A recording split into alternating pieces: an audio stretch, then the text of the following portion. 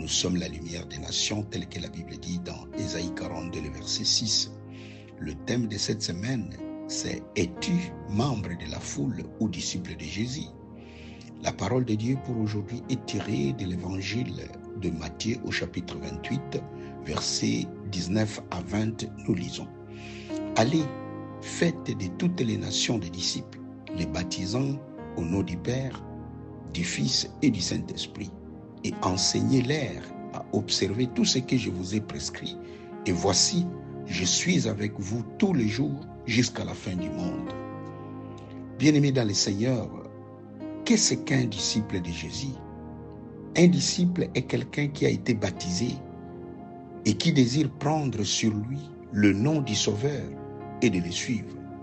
Un disciple s'efforce de devenir comme lui en obéissant à ses commandements dans sa vie et ses actes, tout comme un apprenti s'efforce de devenir comme son maître. Le disciple, c'est celui qui veut ressembler à son maître en tout point: foi, amour, patience, humilité, pureté, connaissance. Le disciple ne vit plus pour lui-même, mais pour son maître. Et il travaille activement à ce que la gloire de son maître soit reflétée à travers sa vie. La vie de son maître devient sa seule source d'inspiration. Les paroles de son maître deviennent sa source de motivation. Le disciple est celui qui cherche plus le cœur de son maître que ce que ce dernier va faire pour lui. Au regard de tout ce qui a déjà été mentionné, une question se pose encore aujourd'hui. Sommes-nous de membres de la foule ou des disciples de Christ?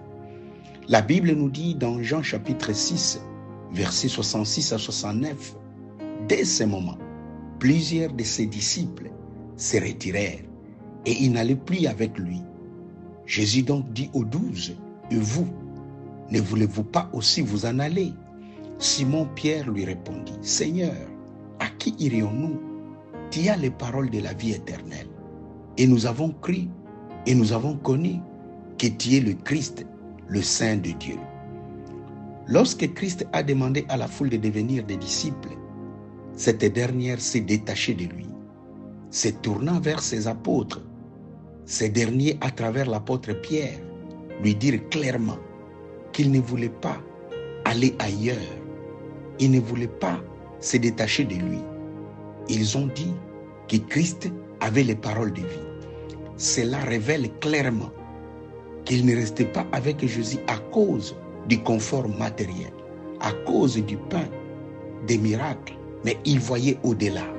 Pour eux, le plus important était la vie de la parole que Christ leur donnait, alors que la foule ne cherchait que des miracles et la multiplication des pains. Aujourd'hui, est-ce que cette situation a-t-elle changé? Nos églises sont remplies de gens qui courent derrière un besoin, une bénédiction, un avantage social. Dès que vous enlevez cela, il y a très peu qui suivraient Jésus pour ce qu'il est. Es-tu membre de la foule ou disciple de Jésus? La foule dans la Bible est caractérisée par sa versatilité et facilement influençable. La foule est un personnage clé de la Bible, de l'adoration du veau d'or à la passion du Christ. Nous vous conseillons de devenir disciples de Jésus plutôt que de suivre la foule. À Dieu seul soit la gloire. Amen. Méditation publiée par l'Église.